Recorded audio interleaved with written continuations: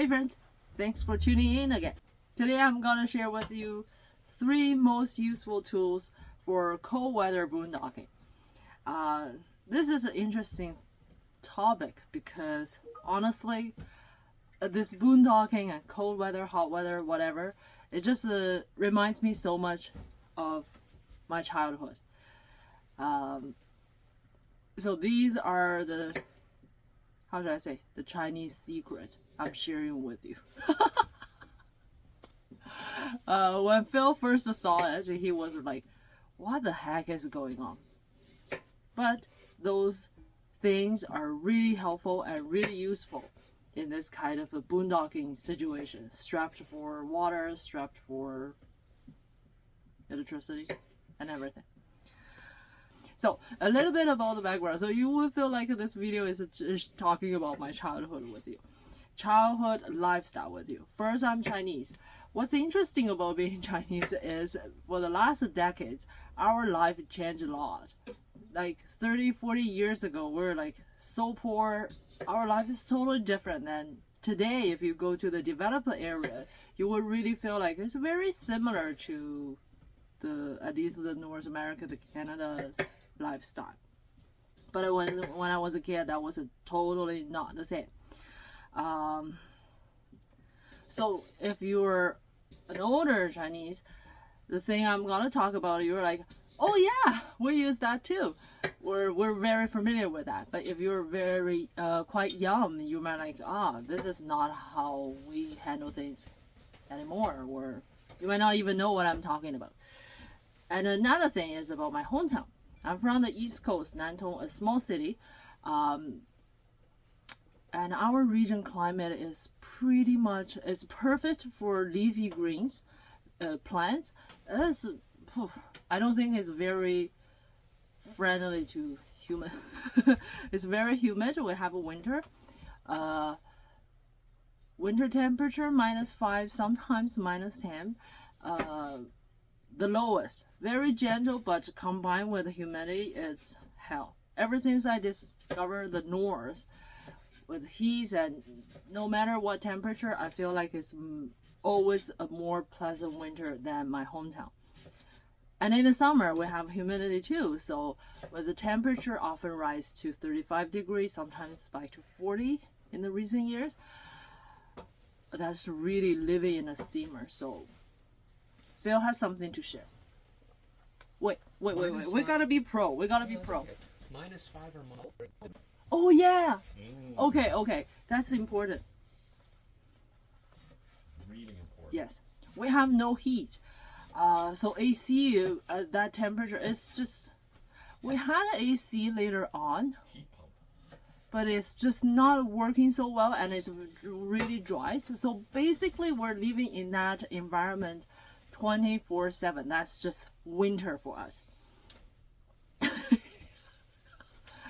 I'll see if I can make him to do that face again. But I'm telling you, it's not cool. Like, come, I feel like you have something to say because you were in Shanghai, and before he went there, I said, hey, it's so cold. I said, okay, it's my so first trip in 2013, in spring, I took a little leather jacket and some sweaters. Hey, because I told you it's cold. I never warmed up. Indoors, outdoors, same. You know, and it wasn't cold. It was 5 degrees, 10 degrees. And I it's never wet. warmed up for 2 weeks. and I told. That was with heat. Yes, because it's more recent. It has heat. Old times when we were kids, there was no heat. And I told him you cannot judge by the temperature that you see. Because he was like, daytime 5 degrees, nighttime -4, that's nothing. I'm Canadian, I'm a man, I'm okay. I'm like, no. Anyways, pretty bad. Same with summer. So in the summer, we have the heat. No, in the summer, we have really hot, humid weather too. Daytime 35, humidity 80%. Nighttime is like 30 degree. Same 80, 90, like really high humidity. just living in the steamer kind of thing. So for me in Ottawa and like the whole Ontario, no matter what heat wave alert they put on, it's very manageable. Why am I talking about that so much? Just to let you know that in the Airstream kind of RV traveling, I can handle temperature of that kind of a swing. I'm not saying it's pleasant for me, but I can get away with it. Not too much of suffering. Okay, enough. One more little thing though, because I said my hometown is a small city. The funny thing is that here people like to ask the population. And my hometown has more population, around the same population of Toronto, GTA plus Ottawa population. So that sometimes surprises people because I call it a small city. But it is a small city by Chinese standard. I got a snack. Okay, what's the most useful thing? Jump into the topic, okay? What are the most useful 3 things? Compound number 3, which is everybody probably would have one or feel like this is very, very common. It's hot water bottle. Hot water bottle, warm you up anytime. Old times we use that during daytime, going to sleep. We even have old ones. I remember my grandparents have those that are made of bronze or something. So there was a risk of burning, so we have to wrap that with a towel. Nowadays it's a rubber, very safe. Put that between the thighs. I found really warm up the lower body, especially when we work in the trailer. Between the thighs, between the shins, and another, this is the key part, the greatest spot is the lower back. You put that on the lower back, it's gonna warm up your whole lower body, both legs eventually, and can reduce if you have night pee or like frequent pees in cold weather. It really help reduce those. Try them out. They're good. They're good. Even at home, you can use those in the winter. So the second thing that is really, really helpful, especially with water consumption, that is the basin. Wash basin. Online they said some portable sink. Anyway, it's a plastic bucket. Anyway, so old times we use that to wash face, wash every night. We don't shower in the winter, so it's just wash face, wash butt, and wash feet. I have 2 basins, one for the upper body, one for the lower body. And another thing, especially for girls, that I found to save a lot of water, and in the winter it's cold to have a shower. It's a lot of work. So all times we wash hair in that. I think I can even find a commercial for shampoo that is in that style.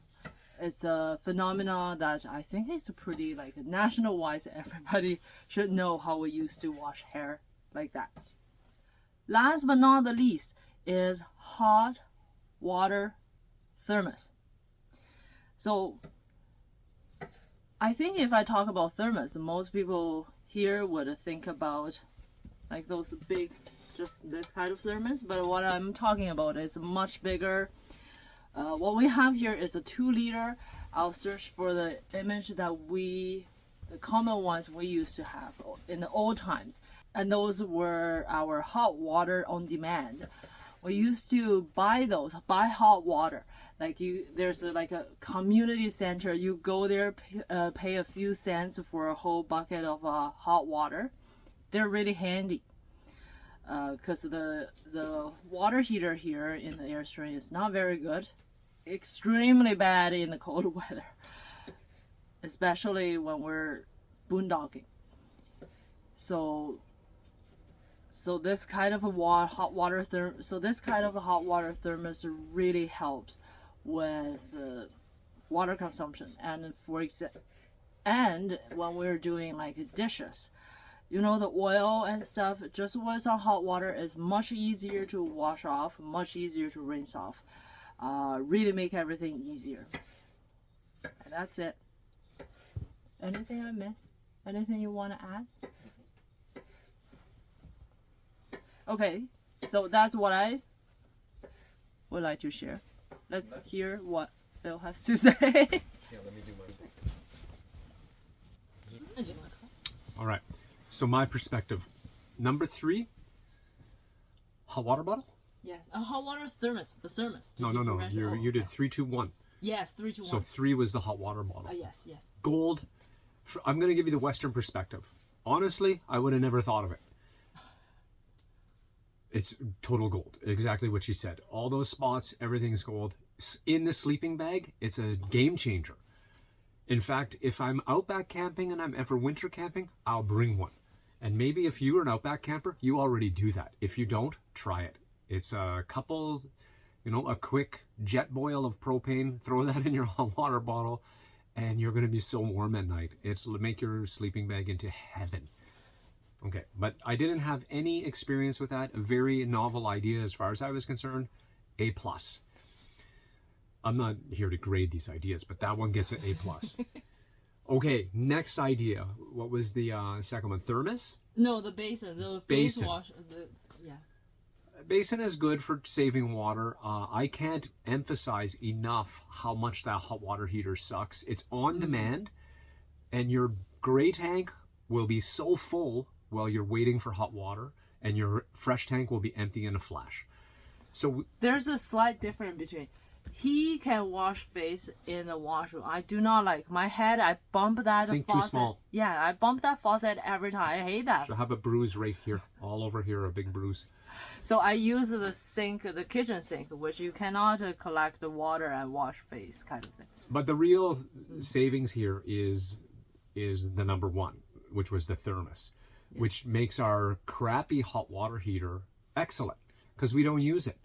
We don't waste hot water. We don't waste water trying to get hot water. We don't waste propane on it. We just boil the water on the stove, stick it in the thermos for later use. That is a really good idea. And then it caused me to love my on-demand hot water heater again because now when if you've seen us do our special super shower, I don't know if we could do that with the tank. I had 3 showers in a row with the on-demand because once I'm when we're filling up, we just have a big shower and we go refill and dump that gray tank. So I don't hate my hot water. The hot water bottle, A+.